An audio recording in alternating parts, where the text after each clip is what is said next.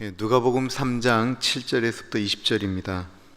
누가복음 3장 7절에서부터 20절.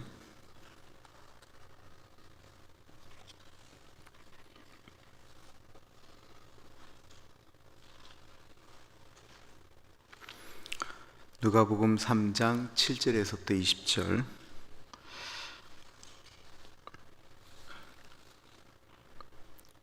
우리 하나님의 말씀 교독하겠습니다. 요한이 세례받으러 나오는 무리에게 이르되, 독사의 자식들아, 누가 너에게 일러 장차 올 진노를 피하라 하더냐? 그러므로 회개에 합당한 열매를 맺고 속으로 아브라함이 우리 조상이라 말하지 말라. 내가 너에게 이르노니 하나님이 능히 이 돌들로도 아브라함의 자손이 되게 하시리라. 이미 도끼가 나무 뿌리에 놓였으니 좋은 열매 맺지 아니하는 나무마다 찍혀 불에 던져지리라. 무리가 물어 이르되, 그러면 우리가 무엇을 하리이까?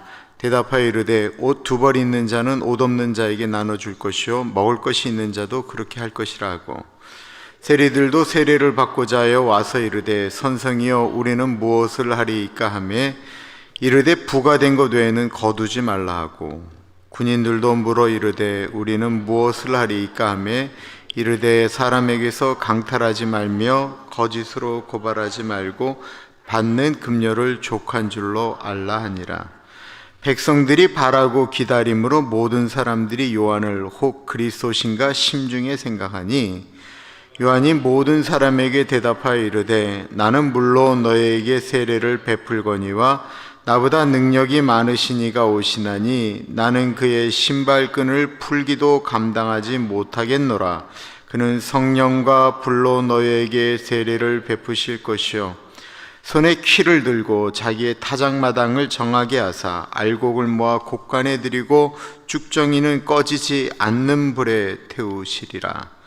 또 그 밖에 여러 가지로 권하여 백성에게 좋은 소식을 전하였으나 분봉왕 헤롯은 그의 동생의 아내 헤로디아의 일과 또 자기가 행한 모든 악한 일로 말미암아 요한에게 책망을 받고, 그 위에 한 가지 악을 더하여 요한을 옥에 가두니라. 아멘.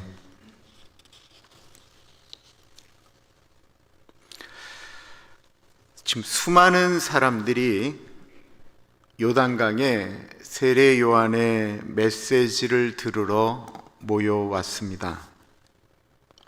그 자리에는 아주 많은 다양한 직업을 가진 사람들과 수많은 인생의 문제, 특히 하나님을 믿으면서 문제의식을 가진 사람들이 모였습니다. 하나님을 믿는 사람들이 요단강에 가서 세례 요한에게 세례를 받으러 갈 수밖에 없었던 문제의식은 무엇이었을까요? 그것은 다름 아닌, 내가 이렇게 신앙생활을 해도, 내가 이렇게 살아도, 내가 하나님의 선택된 백성이기 때문에 내가 할례를 행하고 내가 아브라함의 자손이라고 할지라도, 내가 이렇게 형편없이 사는데도 내가 구원을 받을 수 있는가? 라고 하는 문제의식이 이스라엘 민족 세례 요한의 때에 일어나기 시작했다라는 것입니다.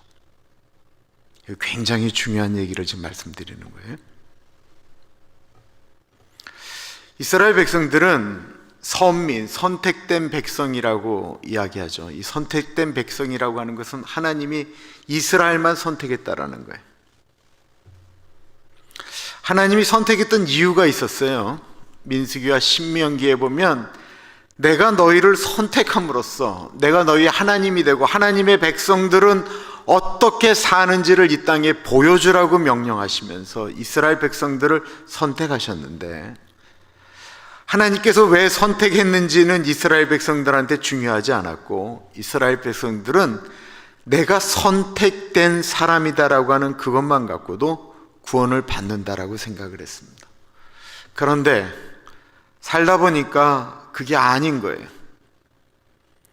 나라는 점점 더 형편없어지기 시작했습니다. 더군다나 선택된 이스라엘이 로마에 의해서 형편없이 무너지고 있다라고 하는 것이었습니다.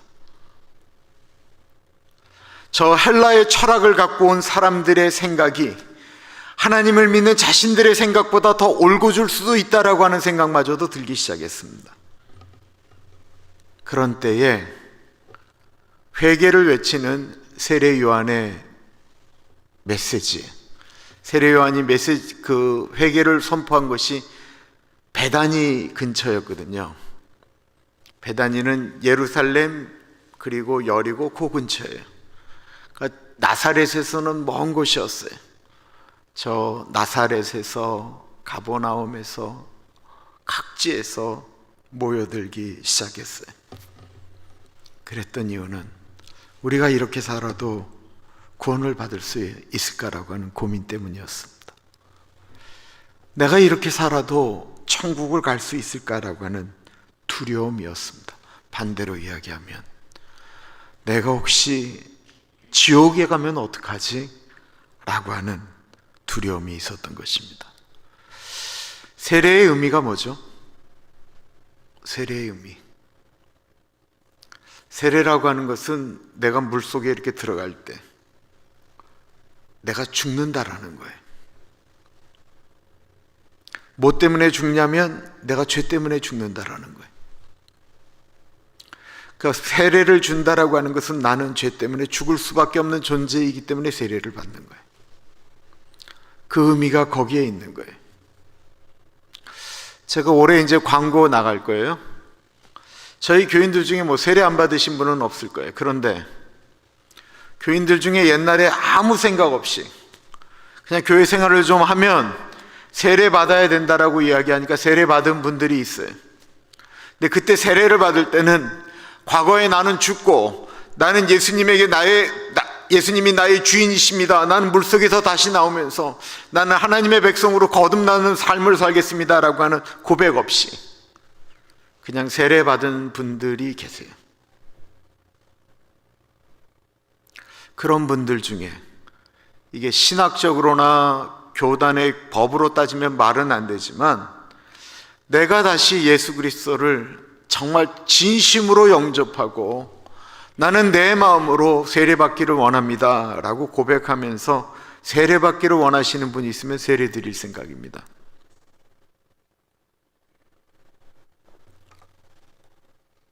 수많은 사람들이 아주 무거운 얼굴로 웃고 떠드는 분위기가 아니었어요. 세례 요한의 외침도 그랬고 세례 요한의 몸짓도 그랬고 어떻게 저 하나님의 사람 제사장 마땅히 제사장 길로 가야 되는 저 사람이 저렇게 낙타 털옷을 입고 메뚜기와 석정을 먹으면서 저 요단강에서 저렇게 외칠 수밖에 없는가? 그런데 그 외침이 마땅히 우리는 이 얘기를 들어야 될 수밖에 없는 사회 가운데 살고 있다라고 이스라엘 백성들이 느꼈던 거죠.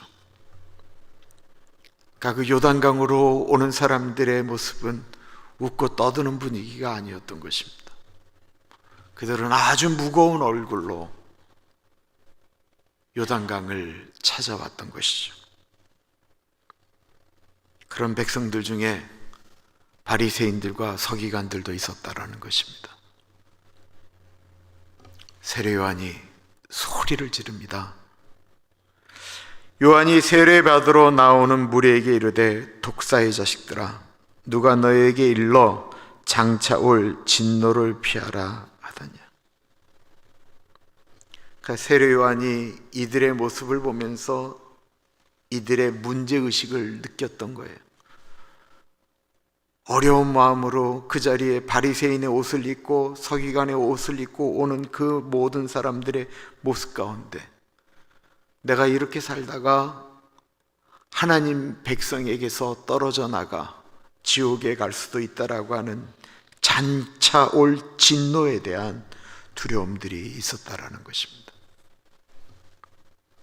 많은 사람들이 신앙생활을 하면서 수많은 사람들이 느끼지 않고 있지만 반대로 많은 사람들이 신앙생활을 하면서 느끼는 그런 절박한 두려움 같은 것입니다. 그들을 향해 외치는 세례 요한의 외침을 보십시오. 그러므로 회개에 합당한 열매를 맺고 속으로 아브라함이 우리 조상이라 말하지 말라. 내가 너희에게 이르노니 하나님이 능히 이 돌들로도 아브라함의 자손이 되게 하시리라. 이스라엘 사람들은 구원받은 백성, 자신들은 선택된 하나님의 백성, 하나님이 택하여 가나안으로 보내신 아브라함의 자손이라고 하는 특권 의식이 있었습니다. 이 의식은 놀랍게도 오늘날의 그리스도인들과 동일한 의식입니다. 어느 분과 말씀을 나누는데 정말 그렇다라고 하는 생각이 들었어요.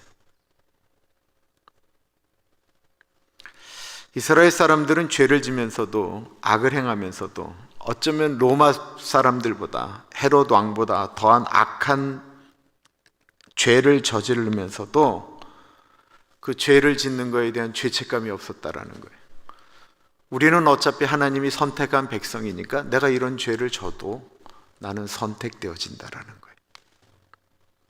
그런 착각을 하나님을 믿는 예수 그리스도의 십자가의 은혜를 경험한 사람들이 더 뻔뻔하게, 예수 안 믿는 사람들보다 더 뻔뻔하게 죄를 짓는다라는 거예요.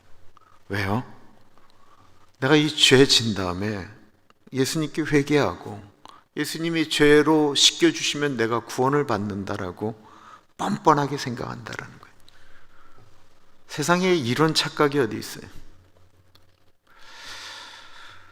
내가 스스로 죄인지도 알면서 죄를 짓는데 죄책감도 없고 그것에 대해서 뻔뻔한 그 사람들이 구원을 받는다라고 성경에 누가 그래요?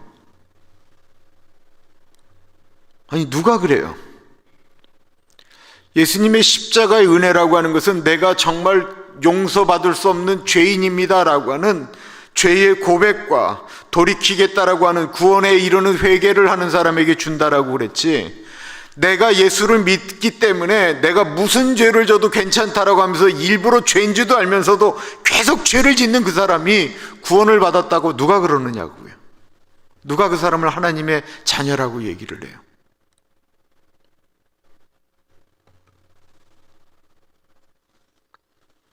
세례 요한도 이스라엘 백성들이 하도 어이없이 내가 하나님의 아브라함의 자손이다라고 그들이 그렇게 언급을 하고 이야기를 하니까 세례 요한이 얘기하는 거예요. 아니, 도대체 착각 좀 하지 말아라. 누가 너희들 보고 아브라함의 자손이라고 하느냐?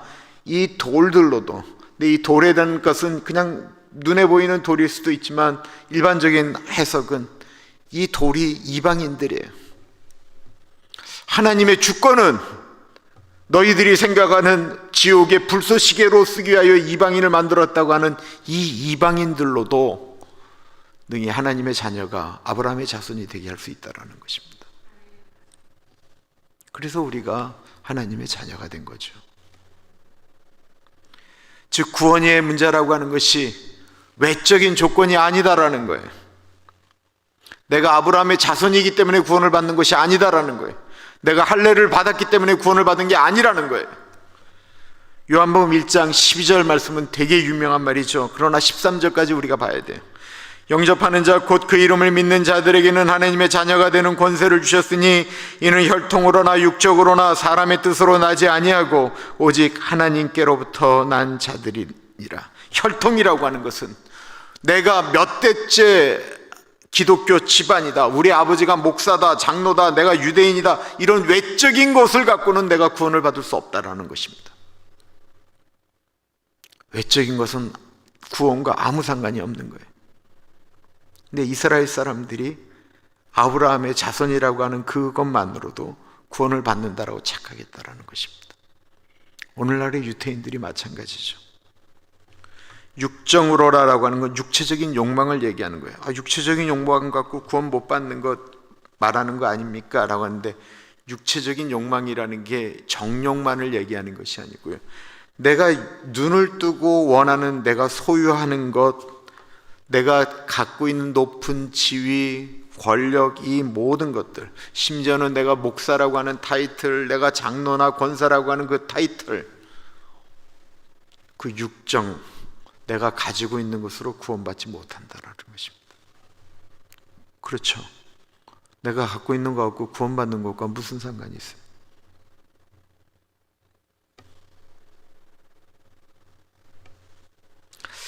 사람의 뜻으로도 안 된다라고 생각했습니다. 내가 생각할 때 내가 이렇게 하나님을 섬기면 하나님이 기뻐하시고 하나님께서 나를 구원하실 것이다라고 하는 내 생각에, 내 뜻이 하나님을 향한 열심을 얘기하는 거예요.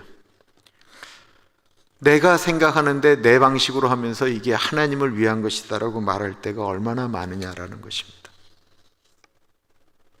그래서 내 생각으로 열심히 했는데 구원받지 못하는 일이 실제로 발생한다라는 것입니다.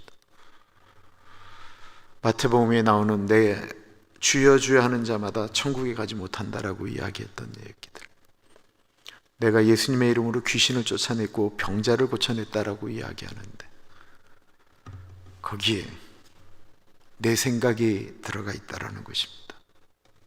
이게 얼마나 슬픈 얘기겠어요. 이 헛된 자부심이 이스라엘 사람들에게 있었으니까 이 헛된 자부심, 내가 갖고 있는 것들이 많고 내가 하는 일들이 잘 되고 내가 목사의 아들이고 내가 목사고 내가 주의 일을 많이 한다라고 생각하는 그것이 언제 문제가 되어지냐면 이게 다 자부심이라는 거거든요. 이 자부심은 회개로 연결이 안 돼요.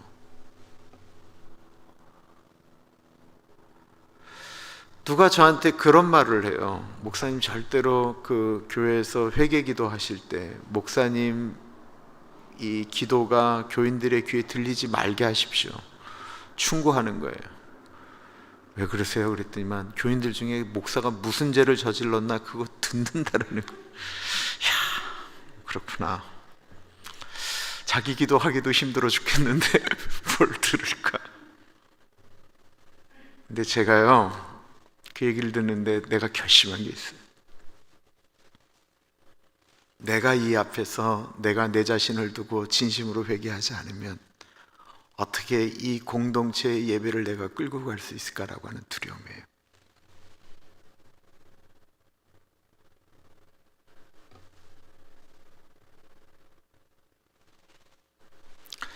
그 요단강에 오는 사람들은 내가 이렇게 살아서는 구원받을 수 없다라고 하는 그 절박함이 있었다라는 것입니다. 자부심이 있는 사람들이 왜 왔겠어요? 저 세례요한 짝퉁이라고 이야기하지 않았겠습니까? 그래서 이 사람들은 회개하기 위하여 오기 시작했습니다. 세례요한의 메시지를 듣고 회개했습니다. 그것으로 끝이 가요? 아니요, 그는 진정한 회개가 아니다라는 것입니다. 회개는 분명히 마음으로 입술로 하는 거예요. 그러나 회개의 열매라고는 표현하고 있어요. 이 회개의 열매는 실천이었습니다. 하나님의 심판을 선포할 때 세례요한은 곧 무너질 나무에 비유했습니다. 이미 도끼가 나무 뿌리에 놓였으니 좋은 열매에 맺지 아니하는 나무마다 찍혀 불에 던져지리라. 생각해 보십시오. 내가 회개한 다음에 회개의 열매를 맺는 것이 이게 좋은 열매거든요. 회개한 다음에 실천적 상황은 좋은 열매로 갈 수밖에 없어요. 근데 그 열매가 없는 사람은 찍어져 버려진다라는 것입니다.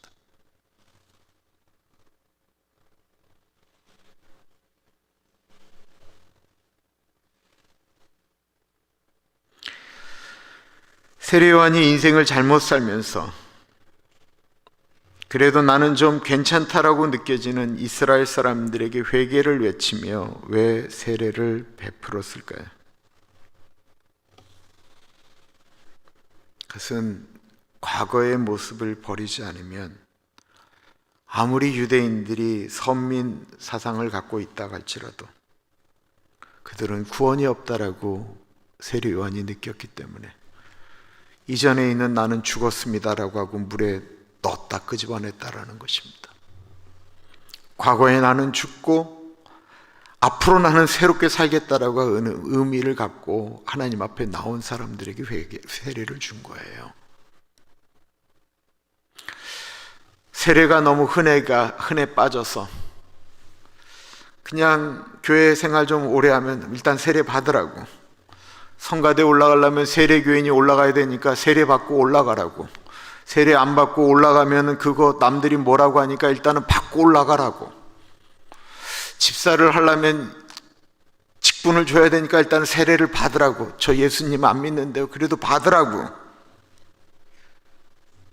그랬어.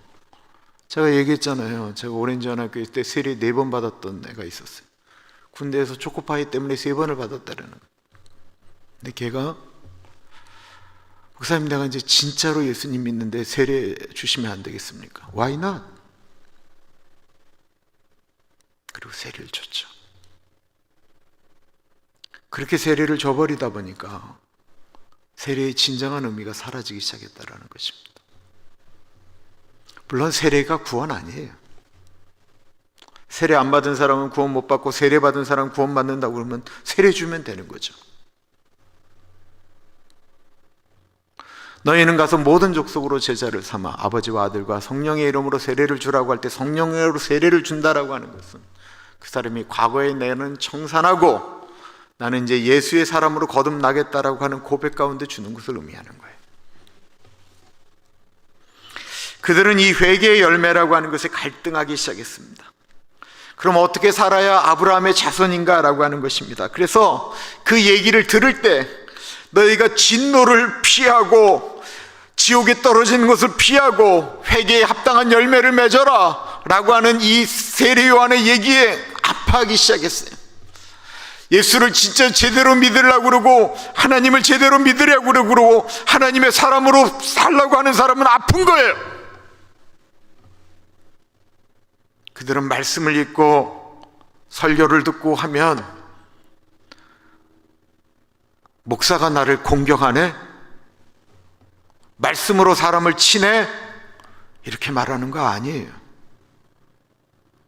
목사가 뭐 그 사람을 얼마나 사랑한다고 말씀을 갖고 그 사람을 쳐요. 치기는 사람이 치는 거예요.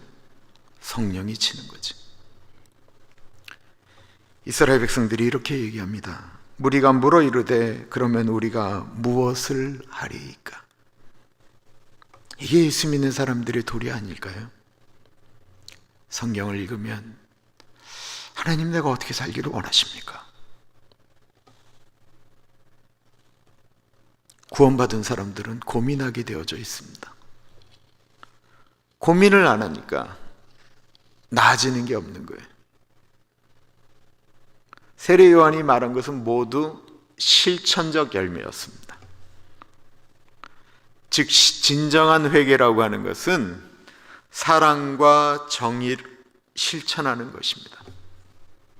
11절 볼게요. 대답하여 이르되 옷 2벌이 있는 자는 옷 없는 자에게 나눠줄 것이요 먹을 것이 있는 자도 그렇게 할 것이니라고. 이걸 어떻게 오늘날 해석해야 될까요? 집안에 있는 그 모든 옷들 중에 겨울옷 하나, 봄옷 하나, 여름옷 하나, 가을옷 하나 남겨놓고 나머지 다 뿌릴까요? 우리가 주면 누가 받기는 하나요? 옛날에는 옷이 참 귀했죠. 오죽했으면 예수님의 옷을 가위바위보해서 제비 뽑아 나눠 가졌겠어요. 그때는 옷이 귀했어요. 지금처럼 이렇게 옷감을 만드는 기술이 흔하지 않을 때였습니다. 오늘 말씀을 듣고 우리가 옷을 거두어서 홈리스들한테 나눠주면 될까? 이 말일까요? 내가 돈을 벌어서 내에 맞는 옷을 사 입는 것이 이게 죄입니까? 내가 열심히 애쓰고 노력해서 내가 내 자식들하고 가서 좀 비싼 거 외식하는 게 그게 죄입니까? 그 죄라고 얘기하면 말이 안 되죠. 그 죄가 아니에요. 또 내가 그런 데 가서 먹어야 그 사람들 레스토랑도 살고 옷 파는 사람도 살고 옷을 만드는 사람도 살고 그럴 거 아니겠어요? 그런데 내가 옷이 미어터지도록 많고 있는데, 내가 움직이는데 정말 헐벗고 굶주린 사람이 있는데도 내 마음 가운데 그 사람들에 대해서 전혀 갈등이 없는 것을 말씀하고 있는 거예요. 전혀 갈등이 없는, 아무 생각이 없는 대표적인 사람이 부자와 나사로의 부자였다라는 것입니다. 아무런 갈등이 없는 거.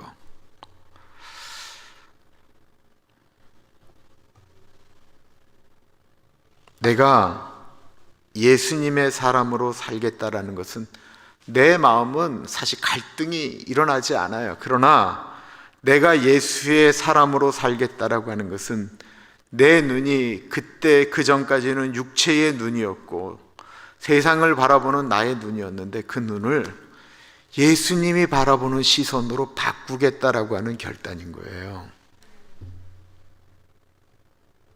그럼 많은 문제가 해결되기 시작해요. 세리들도 세례를 받고자 하여 와서 이르되, 선생이여 우리는 무엇을 하리이까 하며 이르되, 부과된 것 외에는 거두지 말라 하고, 군인들도 물러 이르되 우리는 무엇을 하리이까 하며 이르되, 사람에게서 강탈하지 말며 거짓으로 고발하지 말고 받는 급료를 족한 줄로 알라 하니라. 당시 세리들은 세금을 걷었습니다. 이스라엘 사람들이 그 식민지였으니까 세금 내는 게 얼마나 힘들었겠어요. 세금을 걷는데 세리들이 받아야 될 세금보다 더 받은 거예요. 그래서 세리의 생활 수준은 월등하게 높았지만 세리의 사회적인 기준은 창녀와 죄인이었다라는 것입니다. 이 사람들은 잘 살았어요. 그러나 이스라엘 사람들에게는 저것들은 진짜 악질이라는 거예요. 그러면 그 악질이라고 하는 세리의 직업을 그만두라고 하는 것이 아니고 그냥 받을 것만 정확히 받으라고 이야기하고 있습니다. 군인들은 힘으로 남의 것을 빼앗았습니다. 군인들의 봉급이 그렇게 많지 않았으니까 남의 것을 빼앗아서 그걸 채우려고 했을 수도 있습니다. 그런 그들에게 이 대표적인 지금 직업을 갖고 있는 두 가지 사람만 얘기한 거예요. 세리와 군인에게 세례 요한이 말한 의미는 정확히 무엇입니까? 무엇이죠 이게? 수많은 직업을 갖고 있는 사람들이 거기 왔을 때 세례 요한이 콕 집어서 세리와 군인을 얘기했던 것은 이 사람들이 가장 악질이었기 때문에 그런 게 아니고 거기 온 모든 사람들이 다 비슷한 문제를 갖고 있었어요. 대표적으로 세리와 지금 군인에게만 얘기한 이 내용의 핵심은 뭐냐면 그 자리에 있는 부르심의 사람답게 살라라고 하는 것을 말하고 있는 거예요. 죄가 그 히브리어로 하마르티아라고 하는데 이게 이렇게 관역이 있거든요. 관역. 화살 쏘면 이게 관역이 있잖아요. 그럼 화살이 관역을 빗나가거나 그 앞에 떨어지는 것, 못 미친 것이 이게 죄라고 하는 거예요. 하나님이 원하시는 그 기준까지 가지 않은 게 죄라고 하는 거예요. 하나님이 나를 이 자리에 불러줬는데 그 자리에 어울리지 않게 행동하는 게 죄라는 거예요. 그럼 한번 볼게요. 남편이 아내에게 짓는 죄가 뭐예요? 남편의 자리를 벗어나는 거예요. 남편이 아내에게 제일 좋은 거는 남편다운 거예요. 그럼 아내가 아내다운 건 뭐예요? 아내다운 거예요. 남편이 아내가 아닌 다른 여자에게 눈을 돌리고 다른 여인을 만나고 할 때 그 사람은 남편답지 못한 거예요. 군인이 나라를 잘 지키는 게 군인다운 거예요. 경찰관이 자신의 일을 바르게 하는 것이 경찰다운 거예요. 하나님이 경찰관이나 군인들에게 다른 거 원하는 게 아니에요. 군인들에게는 나라 잘 지키라고 하는 것이 하나님의 뜻이고 경찰관은 사회를 잘 지키라고 하는 것이 하나님의 뜻이에요. 소방관은 불 잘 끄라고 하는 것이 하나님의 뜻이에요. 하나님이 다른 걸 원하는 게 아니에요. 그런데 그 일을 안 하게 될 때 그는 하나님 앞에 죄가 되기 시작한다는 것입니다. 죄를 너무 어렵게 생각하고 복잡하게 생각할 것도 없어요.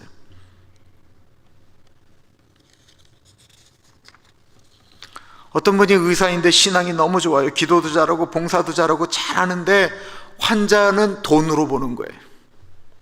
그럼 이 사람은 가장 의사답지 못한 사람이에요. 기도 안 하고 봉사 안 해도 좋으니까 하나님이 이 사람에게 원하는 것은 의사다운 거예요. 내가 있는 자리에서 다른 사람들을 잘 섬기라고 하나님이 우리들을 그 자리에 불러서 박아놓으신 거예요. 그러므로 나는 그 자리에서 바르게 살고 있는가? 그러지 못하면 열매가 없으니까 회개해야죠. 열매가 어떻게 있어요? 열매가 없는 거예요. 하나님은 이 세상에 있는 우리들에게 자리라고 하는 것을 주셨습니다. 그리고 그 자리에서 하나님의 자녀답게 살아가지 않을 때 우리는 회개해야 됩니다. 그리고 다시 그 자리로 돌아가 내가 바르게 삶으로써 하나님, 이 자리에서 하나님이 원하시는 합당한 열매가 무엇입니까? 라고 생각하며 살아가야 됩니다. 행복하기를 원하세요? 행복하려면 내 가까이 있는 사람들을 사랑해야 됩니다.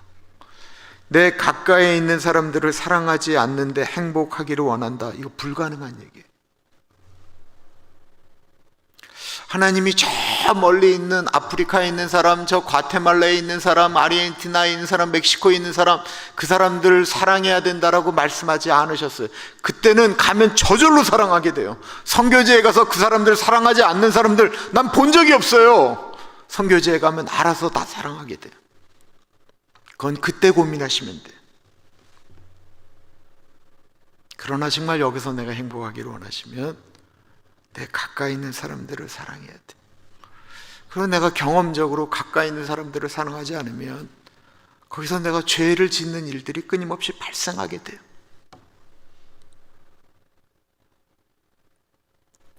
아픈 얘기예요, 아픈 얘기.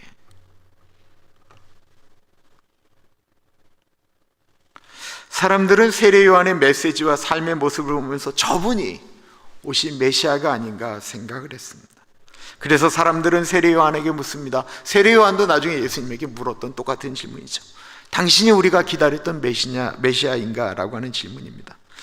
세례 요한 답은 무엇일까요? 뭐라고 말하면 세례 요한다운 것일까요?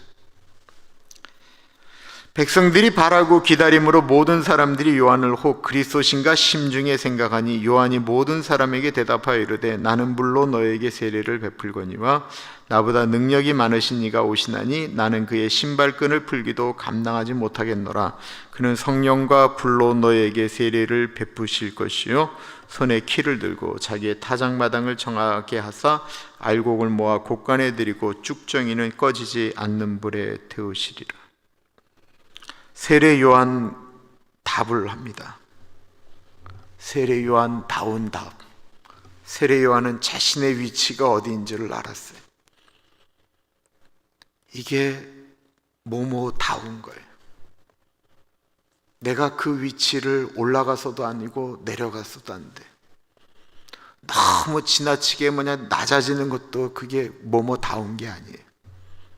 세례 요한은 자기의 위치가 어디였는지를 정확히 알고 있었고 그것답게 광야에 외치는 사람답게 표현하고 있어요. 근데 이렇게 표현하는 거예요. 이스라엘 사람들은 얼마나 먼지가 많은 곳인지 우리가 알죠. 이 캘리포니아하고 비슷한 그 사막 같은 곳이래잖아요. 그래서 사람이 들어오면 이 신발이라고 하는 것이 이게 끈으로 되어져 있는 거를 그 더러우니까 더러운 발에 있는 신발을 관리하는 사람은 종의 등급으로도 가장 낮은 사람이에요. 그러면 그 사람이 손님의 신발을 이렇게 끈을 풀어서 털고 그 다음에 다시 묶고 씻고 하는 일을 하는 종들이 있었는데 가장 낮은. 근데 세례 요한이 생각할 때 나는 오실 예수님의 그 신도 어떻게 할 수 없는 그런 존재다라고 고백하는 거예요. 아니 사람들이 나에게 당신이 오실 메시아입니까? 라고 얘기할 때 나는 메시아는 아니고요. 그렇지만 메시아 비스꾸무리하기는, 왜냐하면 내가 그분 주단 깔아드리는 사람이거든요. 물론 여러분들이 생각할 때 나를 메시아라고 생각할 가능성도 있기는 하지만 뭐 이렇게 얘기할 수도 있는데, 세례 요한은 아주 그냥 납작 엎드려서 나는 예수님의 발끈도 맬 수 없는 수준이다라고 이야기하는 것입니다. 그러면서 나는 여러분들이 죄인인 것을 고백하게 하는 물로 세례를 주는, 물속에 집어넣었다 빼는 정도의 사람이지만, 내가 물 세례 준다고 여러분들 안에 있는 죄가 사라지지 않지만, 내 뒤에 오시는 그분이 여러분들에게 주는 세례는 성령과 불이다라는 거예요. 예수 그리스도의 십자가의 은혜로 우리의 죄를 완전하게 씻겨버리시는, 내가 주는 것과는 완전히 다른, 우리 가슴에 예수 그리스도가 생각나게 하고 하나님의 말씀이 생각나게 하는 성령을 주시는 분이시다라고 말씀하고 있는 것입니다. 세례 요한에게 죄질 순간이 온 것이죠. 사실은 죄짓기 딱 알맞은 환경을 지금 사람들이 만들어줬는데, 교만이 찾아올 수 있는데, 바리새인들이, 군인들이, 세리들이, 수많은 사람들이 세례 요한에게 몸을 맡기면 세례 요한이 머리를 잡았다 물에 꽉 집었다 끄집어내는 자기 마음대로 할 수 있는 그 순간에 세례 요한은 가장 세례 요한답게 행동했다라는 것입니다. 가장 세례 요한답게.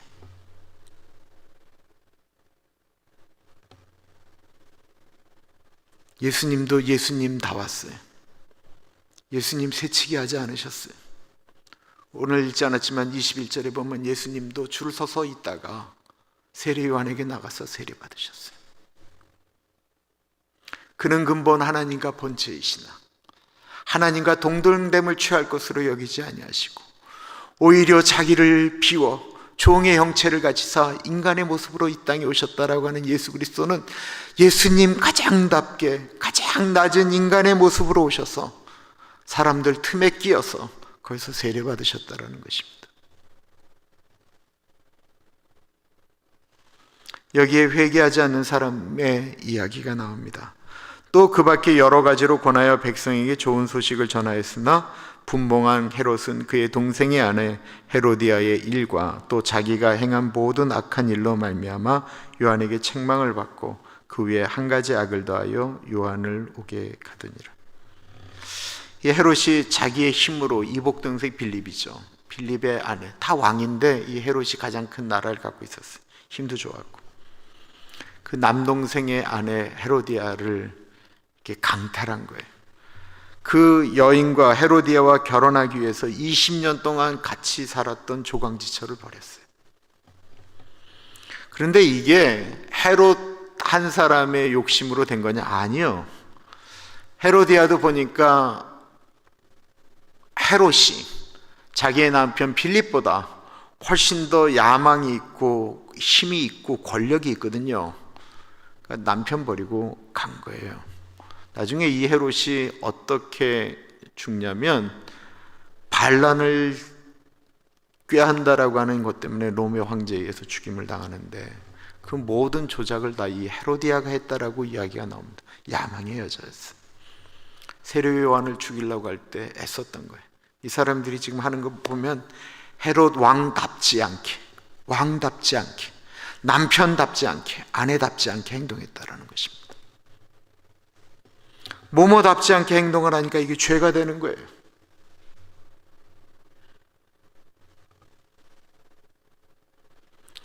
자, 이제 우리가 다시 베다니 요단강 편으로 우리도 이제 거기를 가고 있습니다. 우리는 모두 하던 일들이 그 자리에 있었던 사람처럼 다 있습니다. 어떤 분은 일을 하는 그 일을 가지고, 어떤 분들은 직장인으로, 어떤 사람들은 아버지로, 남편으로, 엄마로, 아내로, 목사로, 장로로 자신들이 하는 일을 가지고 우리도 지금 그 요단강으로 나아가고 있습니다.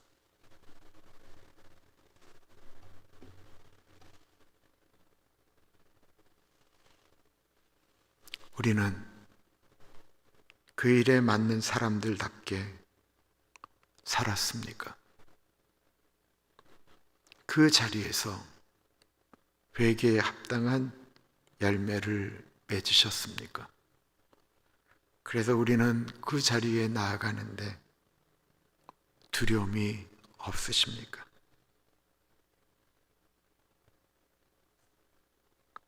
시간에 우리 같이 기도하겠습니다.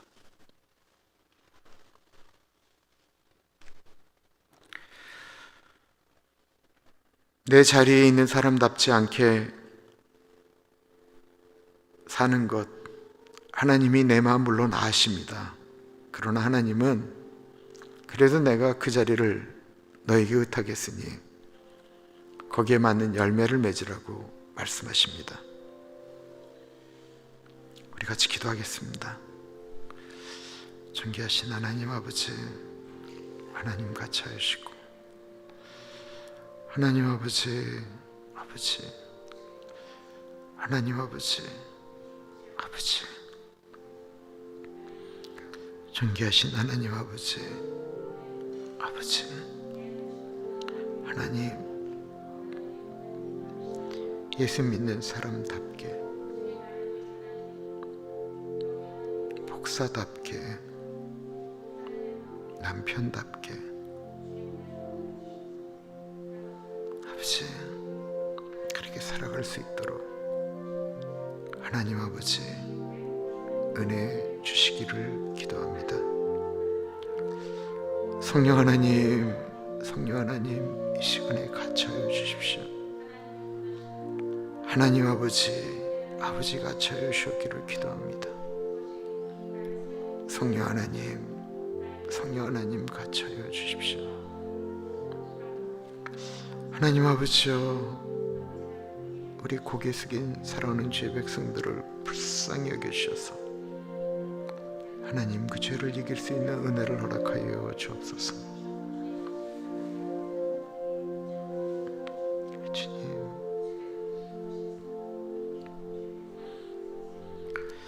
참으로 존귀하신 하나님 아버지, 우리가 지금 요단강가에 있습니다. 세례 요한의 메시지를 들으면서 우리는 주님 앞에 무엇을 회개해야 되나 고민하게 됩니다. 나는 나답게, 하나님의 아들답게, 딸답게 살았는가? 내가 있는 그 현장 가운데서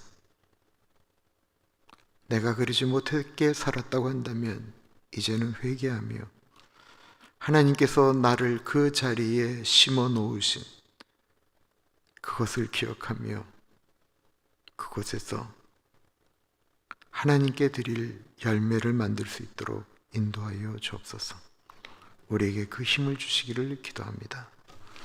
지금은 우리 주 예수 그리스도의 은혜와 우리를 너무나도 사랑하셔서 하나밖에 없는 아들을 넉넉하게 보내주신 하나님 아버지 그 크신 사랑하심과 성령 하나님 감화감동 역사 충만 교통하심의 놀라운 은혜가 아버지 돌이켜 회개에 합당한 열매를, 그 행함의 열매를 아버지께 드립니다 고백하는 사랑하는 주의 백성들 머리 위에 지금으로부터 영원토록 같이 하시길 간절히 축원하옵나이다. 아멘.